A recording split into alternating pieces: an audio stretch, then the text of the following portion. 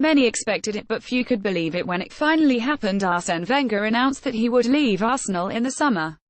And all of a sudden, one of the biggest and most historic jobs in the world is available. And Chelsea suddenly became second choice for almost any manager if they decide to part with Antonio Conte. Chelsea has the resources and the modern history of success, but they cannot compete with the Arsenal for managers. It starts simply. Almost all of Chelsea's reported targets are also Arsenal's reported targets.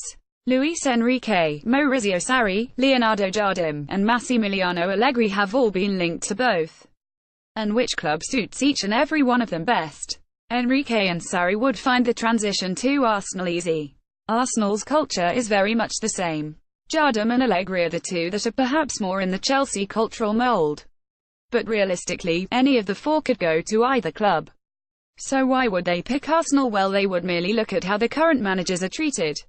At Chelsea, Antonio Conte was given second-choice signings time after time.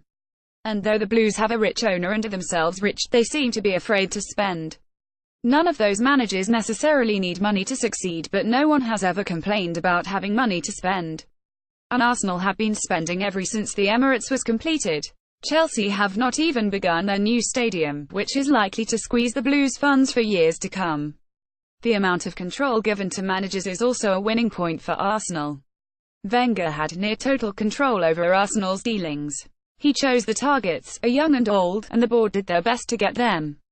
It appears that the only thing a Chelsea manager can do is suggest a type of player, like a target man, and the board comes back suggesting Andy Carroll.